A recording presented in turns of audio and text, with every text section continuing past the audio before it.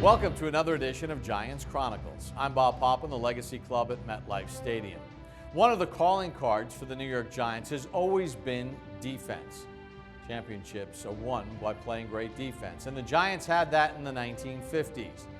As an outstanding player, Tom Landry knew how to play defense. And then as the Giants' defensive coordinator, object number one was trying to stop Jim Brown, and he needed a middle linebacker to run that defense. And it came in the form of number 70, Sam Huff.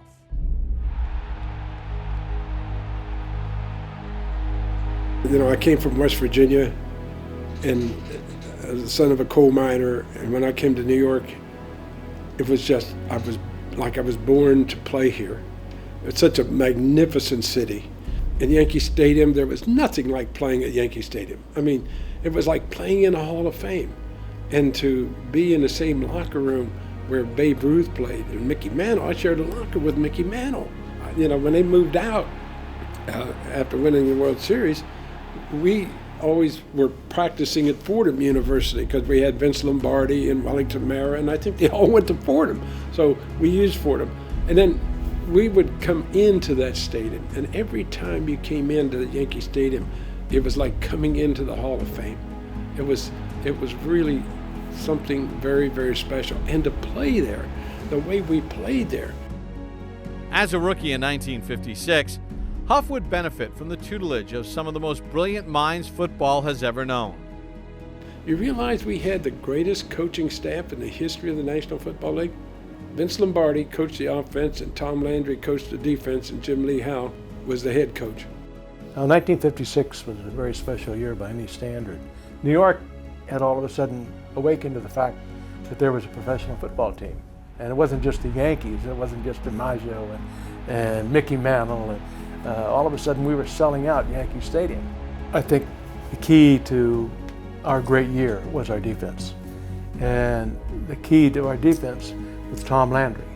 The first person I know that brought intelligence, strategy, and tactics into defense was Tom Landry. And he developed the 4-3 defense, which still is the dominant defense in pro football today. Landry's 4-3 defensive scheme was designed to take advantage of the instinctive skills of his middle linebacker, Sam Huff. It was Tom Landry who saw something in Sam that made him think I could turn him into a linebacker.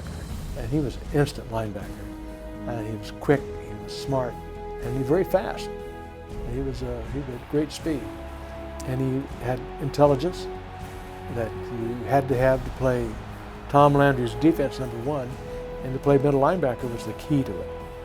In this defense, the job of the four-down lineman was to keep Huff free of potential blockers, leaving him open to roam as a rover in the vicinity of the football. Modulewski and Greer, their job really was to protect Sam. Pressure if they could, but to make sure that the offensive guard was not going to get to Sam, the middle linebacker. They were to make sure Sam was free, and Sam loved that. New York's amazing season culminated in the 1956 NFL Championship game, where they would host the Chicago Bears at Yankee Stadium in a finale that would climax the NFL's first year of nationally televised broadcasts. In one of the most physical games to date, Huff and the Giants' defense would dominate the Bears en route to a 47-7 victory. As far as I'm concerned, that was when not only the Giants arrived, that was when pro football arrived. The New York Giants win professional football's biggest prize, the World's Championship. I was very proud of our football team. I was very proud of being in New York. What a great time of everything that took place. It was just super. Stay tuned for more Giants Chronicles. Sam Huff.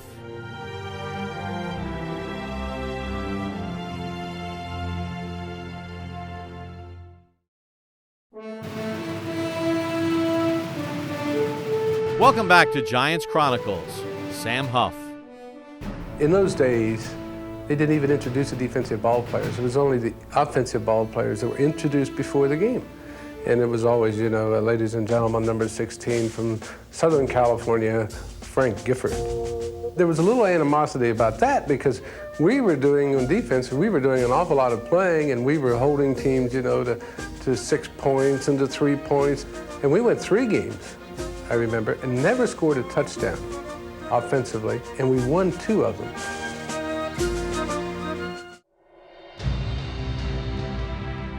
Sam Huff is a great player and a great friend of mine now. He even talks to me once in a while.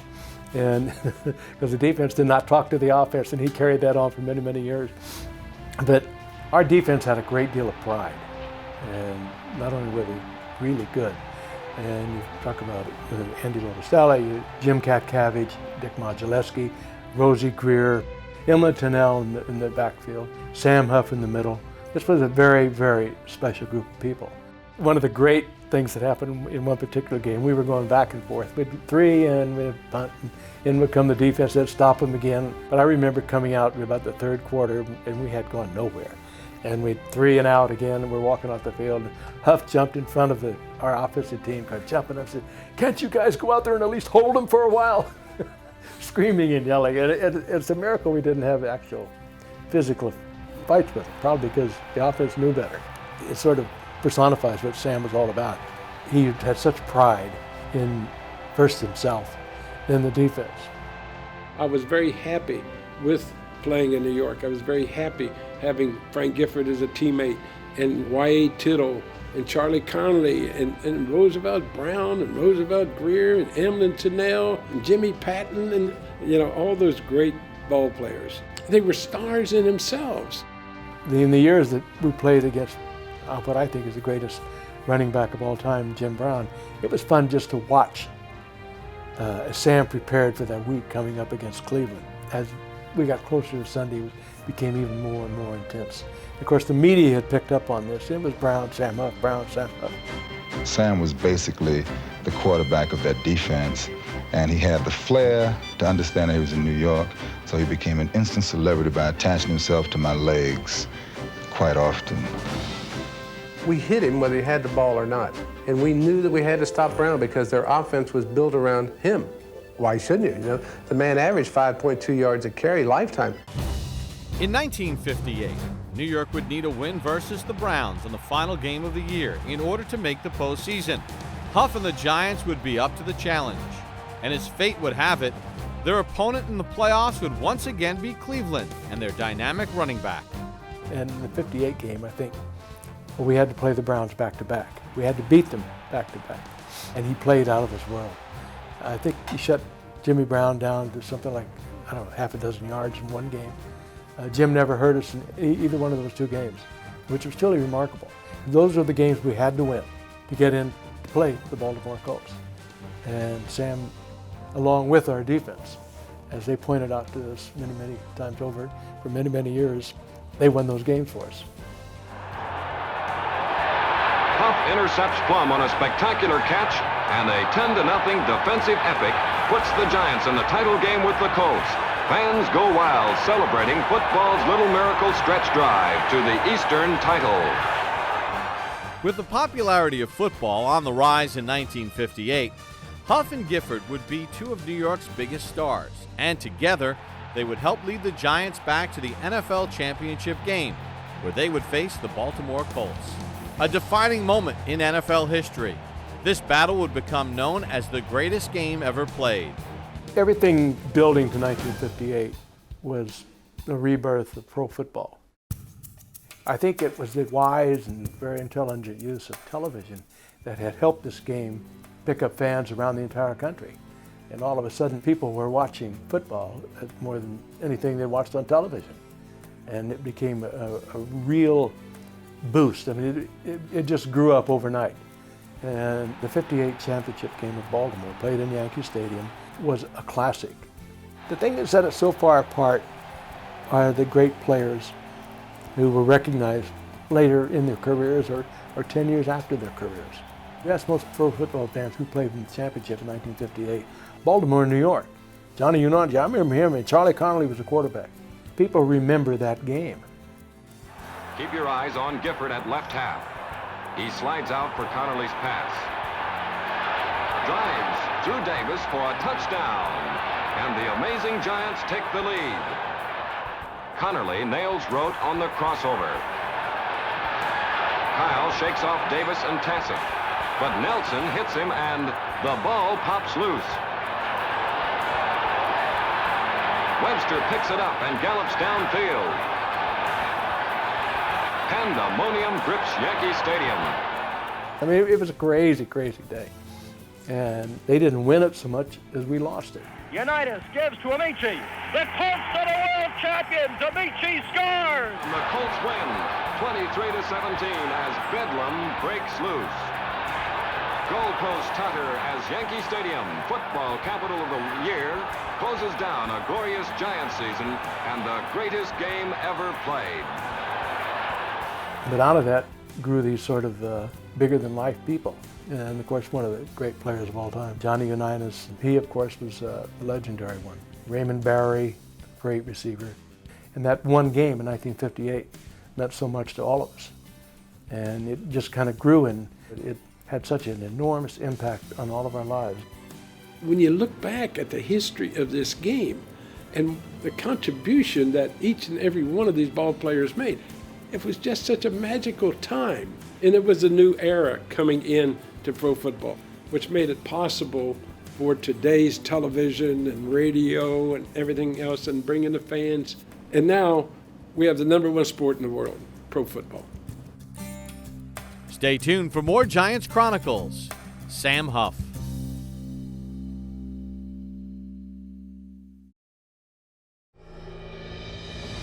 Welcome back to Giants Chronicles. Sam Huff. I think we were all fortunate to play and coach in New York City in the late 50s, which was the beginning of a new era in pro football. The budding new industry called television was sweeping America, and pro football rode the crest of this popularity. Sam Huff became the symbol of the public's new awareness of a defensive football that had always been reserved before for the Jim Browns and the Johnny Unitas and the other offensive stars. Who would ever thought that we would see the day that television produced a special about a defensive player called The Violent World of Sam Huff?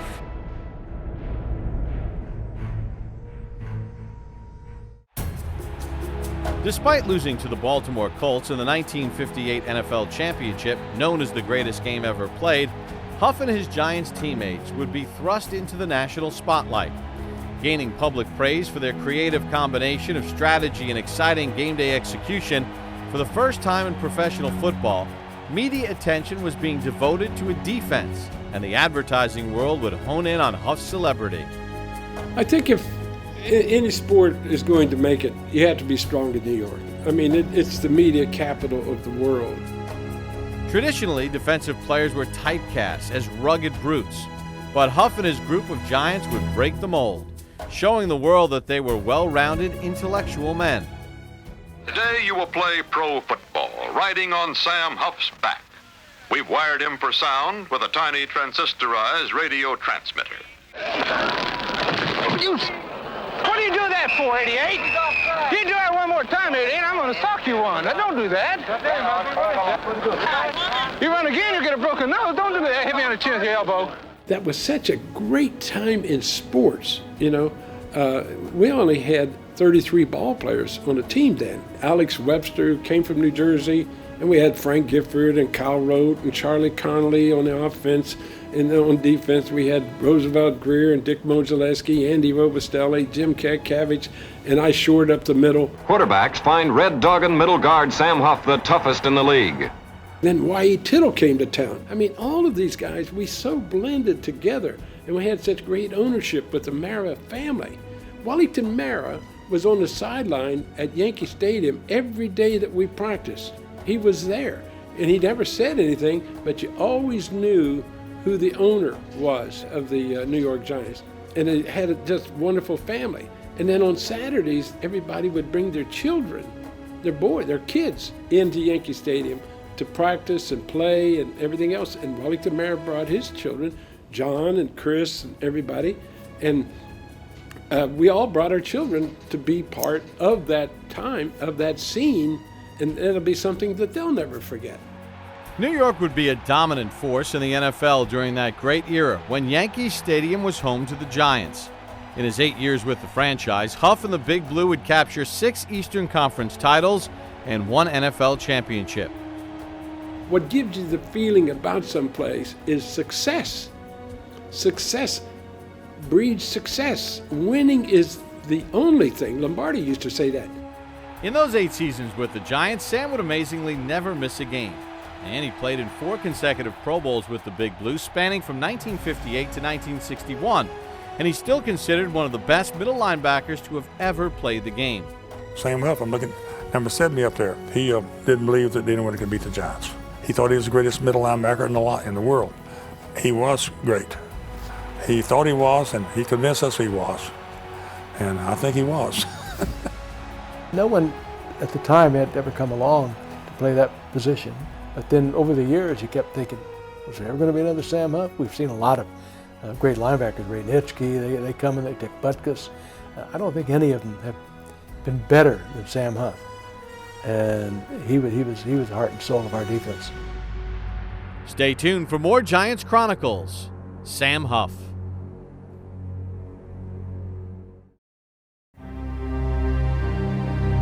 Welcome back to Giants Chronicles. Sam Huff. When I was traded from the New York Giants to the Washington Redskins, I never wanted to be traded, okay? I was very happy with playing in New York.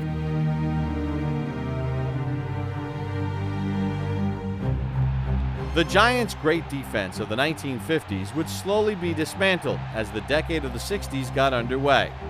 At the end of the 1963 season, after 8 years with the Giants, Sam would reluctantly see this great era come to a close when he was traded to the Washington Redskins. I loved everything about the Giants. I never wanted to be traded. My 8 years with the New York Giants, I never missed a game. I played all the preseason games. I played on all the special teams. I got knocked out. I played hurt. I did everything. Ollie Sherman, I guess, for whatever reason, decides to trade the defense. Traded Roosevelt Greer the year before, Dick Modzelewski, me, Erich Barnes, all the defense. Huff's addition to Washington in 1964 almost instantly bolstered the squad, and the Redskins' defense would rank second in the NFL in 1965. In the Skins' second meeting with the Giants in the 1966 season, Sam would get some much-needed redemption against his former team and coach that had traded him. A 1st and 10 at the Redskin 33. And Kennedy is swarmed under by Sam Huff. Huff's sack on quarterback Tom Kennedy would be the least of the Giants' problems on this November day. The Redskins now have it 2nd and 5 at the Giant 5. Jurgensen to A.D. Whitfield for the first score of the game. Big Blue's depleted defense would be torched by Washington as the Redskins exploded offensively with touchdown after touchdown en route to scoring 72 points. And he is gone. And the score is now Washington 69, New York 41. Allie Sherman numb as his Giants fall behind. When you get a scoring game like that, proves to be the longest game that you've ever been in. With time winding down in the 4th quarter and the Redskins well on their way to victory, surprisingly, a phantom timeout was called by Washington so that kicker Charlie Gogolak could attempt one last field goal. It is good. And the score now goes to the Redskins 72, the Giants 41. Most points ever scored by 2 teams in one game in the NFL. Calling timeout with 7 seconds left was a breach of football etiquette and a cutthroat act even for age-old rivals. But despite the criticism that Redskins coach Otto Graham would receive, sending Gogolak in wasn't even his idea. I was the one that called timeout. Sonny came to the sideline. He said, "Who called timeout? What's going on?" I said, "I think Charlie Gogolak needs to practice." In 1967, an ankle injury ended Huff's streak of 150 consecutive games played, and he would retire at the end of that season. But in 1969, Vince Lombardi took over as head coach of the Redskins, and he would talk Sam out of retirement. Reunited with his old Giants coach, Huff and the Redskins would have their best season since 1955, with a record of 7-5-2. Sam would retire for good after the 1969 season. In his 13-year career, Huff would total 30 interceptions, 142 tackles, and 5 touchdowns. Although he ended his career with Washington, in his heart, Sam will always consider himself a New York Giant. Those 8 years were just such great years, and then the 5 years that I played for the Washington Redskins were also good. But there was nothing like Yankee Stadium, and that's why we played so well there. In 1982, with his mentor Tom Landry introducing him, Sam Huff would be inducted into the Pro Football Hall of Fame. I want to take this opportunity to personally thank the man who taught me how to play pro football, and of course, that is Tom Landry. I am deeply honored that all of my friends are here with me today, the greatest day of my life. Thank you very much. Despite the fact that he finished his career with the Washington Redskins, Sam Huff will always be remembered as a Giants legend. That wraps it up for this edition of Giants Chronicles. For our entire crew, I'm Bob Papa. Thanks for joining us from the Legacy Club at MetLife Stadium. This segment is brought to you by Geico. 15 minutes could save you 15% or more in your car insurance. Visit geico.com.